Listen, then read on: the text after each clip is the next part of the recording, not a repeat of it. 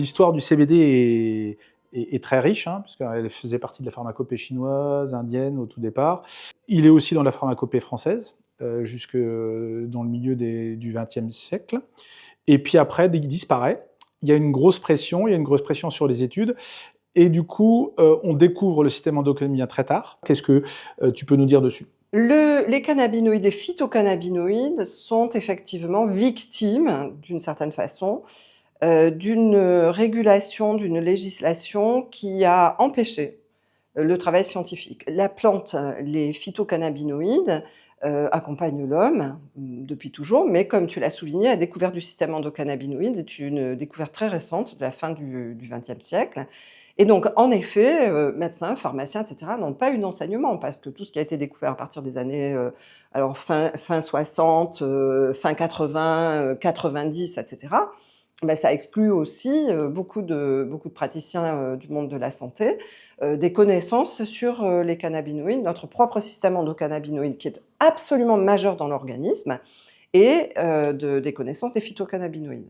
Il y a une carence, à ce titre-là, au titre de connaissances récentes, d'une recherche qui a été, complètement figée, complètement, congelée par, la législation. Parce qu'il y avait une confusion, de cannabis récréatif et chanvre et extrait de chanvre et donc du retard qui a été pris.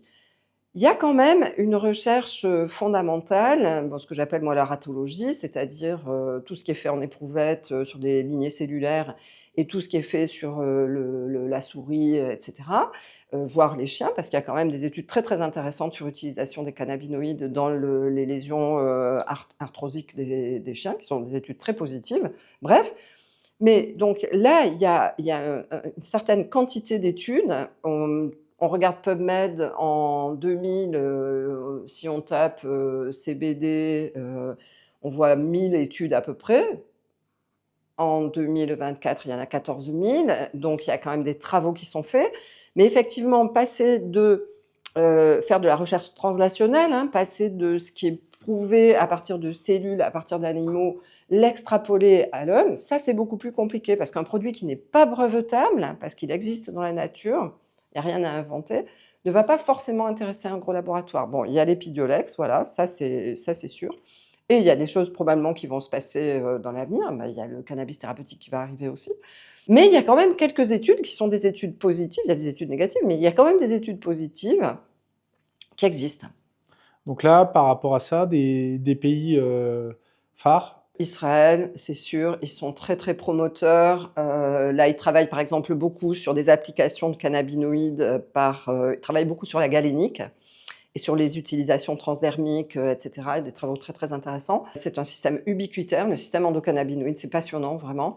Hem, L'Australie, Sydney, un institut de recherche universitaire, le Lambert Initiative, qui est vraiment, là, on peut aller regarder toutes les études qui sont en cours et les résultats des études passées. Les États-Unis, évidemment, Ethan Russo en Californie.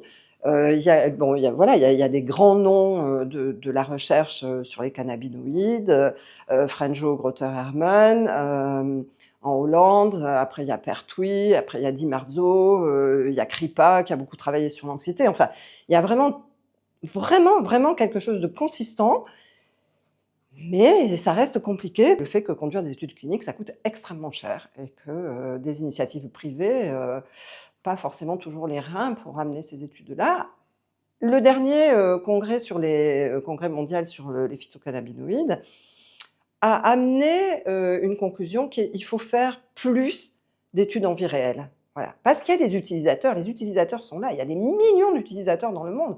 Il faut utiliser cette source. Pourquoi ils l'utilisent? Comment ils l'utilisent? Qu'est-ce qu'il y a comme effet? Les échelles qu'on peut utiliser pour mesurer, et cetera. Donc il y a beaucoup de travail à faire. Donc quelque chose qui n'est pas courant, parce qu'en fait, on est sur une plante avec des multi-actifs Mmh. et qu'on ne peut pas C'est très faire ce qu'on complexe, hein. fait avec un actif seul. Voilà, et puis avec un actif de synthèse. Oui, la plante, elle est très riche, en actifs. Si on prend les phytocannabinoïdes, là, On se focalise un peu dans les questions sur la question du CBD, mais aujourd'hui, il y a d'autres cannabinoïdes d'intérêt comme le CBG, le cannabigérol, le cannabichromène, le CBC, le CBN, et cetera. Donc il y a d'autres molécules qui sont intéressantes et il y a Qu'on ne quelqu'un retrouve que dans le spectre complet. voilà, qu'on ne retrouve que dans le spectre complet et avec, par exemple, Ethan Russo, lui, c'est le chantre de l'effet d'entourage et qui veut que, en fait, la somme soit l'ensemble, des phytocannabinoïdes qui se retrouvent dans la plante